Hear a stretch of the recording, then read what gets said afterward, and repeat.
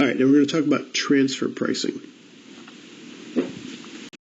So what is transfer pricing? Transfer pricing is simply pricing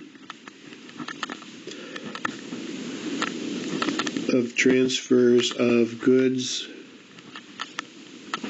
or services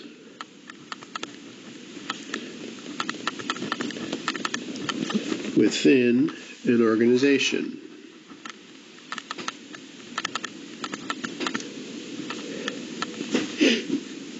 So you might have services, you might have a shared financial services part of a big organization. So I think Procter & Gamble and GE tend to have, big companies like that tend to have a finance and accounting function, and they'll provide services for the whole rest of the company.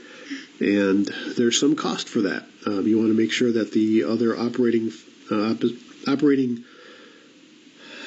elements of the company pay, in a sense, pay for the services, because you got to have finance people, accountants on staff. They got to have technology. They got to have space. They got to have whatever resources they need to work.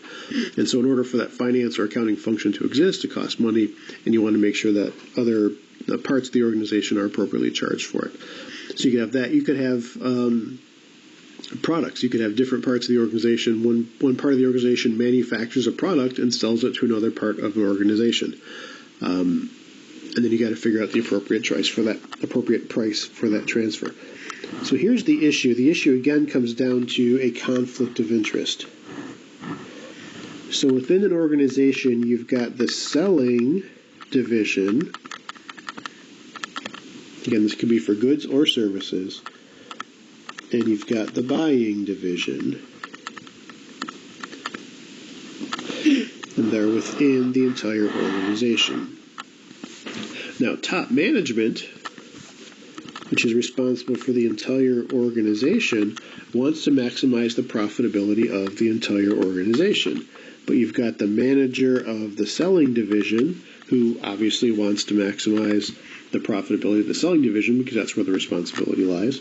And you've got the manager of the buying division that also wants to maximize the profitability of the buying decision, and because that's where that person's responsibility lies. So obviously both of these managers, acting like human beings do, are going to look and say, hey, what motivates my paycheck? What motivates my value?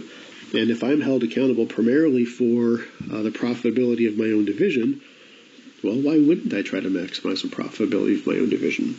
So that's human nature. I'm not saying that to accuse corporate managers of being unnecessarily selfish. I'm just saying human beings respond to their paychecks. By the way, we talked in some class about ESOPs. One of the values of an ESOP is that it can reduce these internal conflicts. And if both managers and top management, if everybody involved has a common goal of maximizing the value of the entire firm, then a lot of these conflicts can kind of be mitigated. And again, this goes back to those, in the very first video I talked about decision rights and performance measurement and rewards and punishments. Well, an ESOP is a way to align everybody's rewards and punishments along the same goal, to make sure that if the firm is better off, the company's better off, everybody's better off because of that. And it really does increase incentives to cooperate. So selling division is going to sell some product or service, and the buying division is going to send money.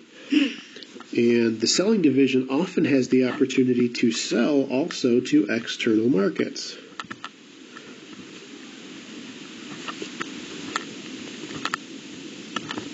And the buying division also often has the opportunity to buy from external markets. Now, sometimes this is true and sometimes it's not. I knew one of my students in a prior semester worked for the kitchen that made the ribs for Montgomery in restaurants.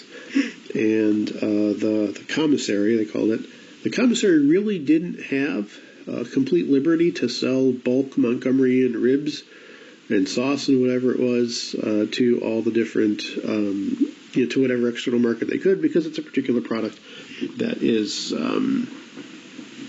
obviously it's a proprietary product, and so they didn't have complete liberty to sell to external markets. And the restaurants didn't have the opportunity to buy whatever ribs and sauce or whatever from anywhere else either. So there's, in that case, even though there's two different divisions, the external market was somewhat limited.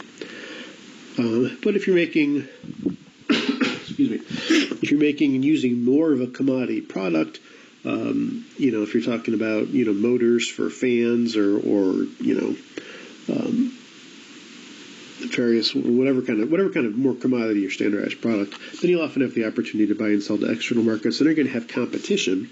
The selling division is going to be just as likely to sell to an external market as to an internal market if the profitability is greater. And same thing with the buying division. The buying division is going to be just as likely to buy from an external market as from an internal market if the profitability is greater. So the question is, how do we price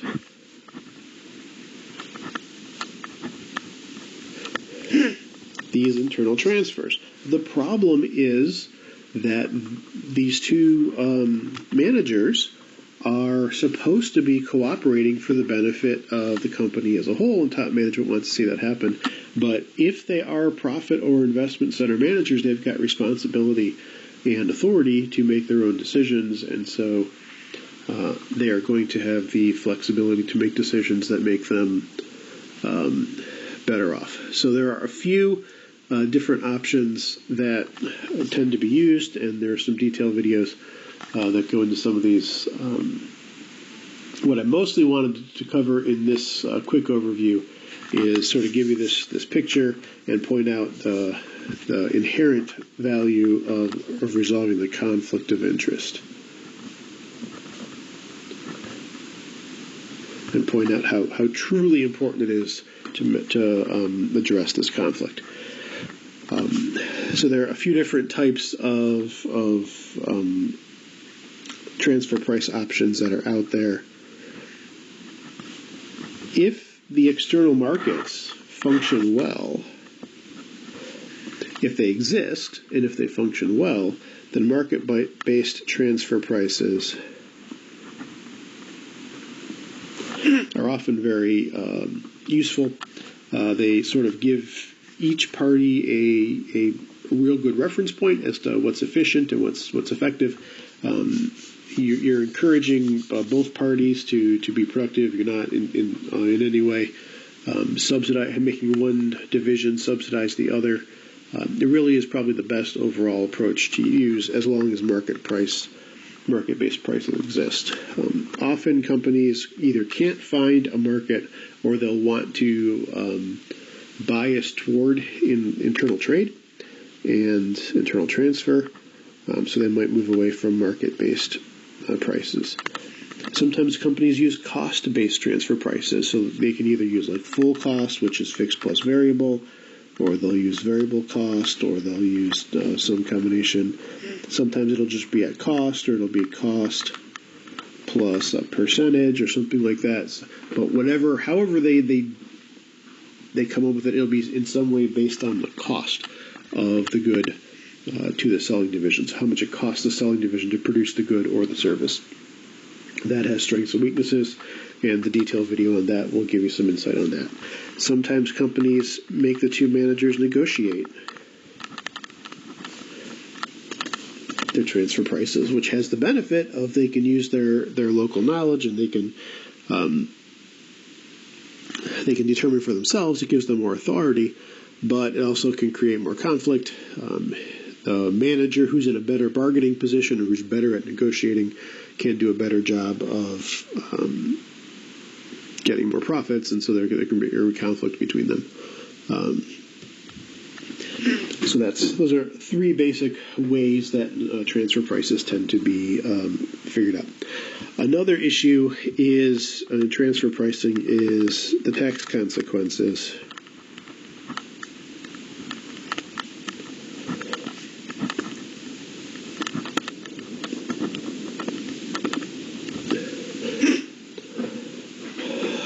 The tax consequences of transfer pricing happen when your two divisions are in different taxing jurisdictions.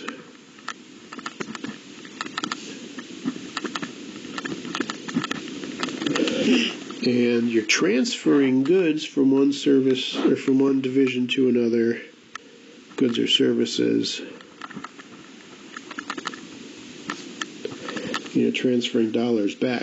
And what companies always want to do, obviously, is you want to put as much profit as possible into your low tax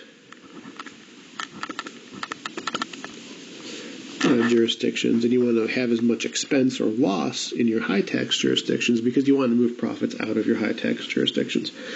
So the question is, how do organizations set their pricing, and how do taxing authorities respond to this? Taxing authorities generally want transactions to be at what they call arm's length prices. In other words, what would the price be if these parties were not related, which kind of gets back to our market-based transfer price options. But that's sometimes hard to determine, especially when you've got sort of unique products or products that aren't sold on the marketplace, at least in bulk. So that's always a bit of a mess. Often what ends up happening is companies end up negotiating, particularly with the IRS. The IRS has a history of negotiating solutions and settlements and kind of saying, all right, here is what we're going to agree is an arm's length price. And that's a way that companies can have certainty that the IRS will accept their pricing, and the IRS can have certainty that they're going to get a certain amount of tax. And taxing jurisdictions often have to cooperate. If there's a transfer between the U.S. and Canada or U.S. and Mexico, obviously both countries want a fair amount of tax to be paid in their country, and so they'll often work together to make sure that companies can't avoid tax in either place. The details of this are always going to be specific to which jurisdictions you're in and what the details of your product and your company and your pricing are.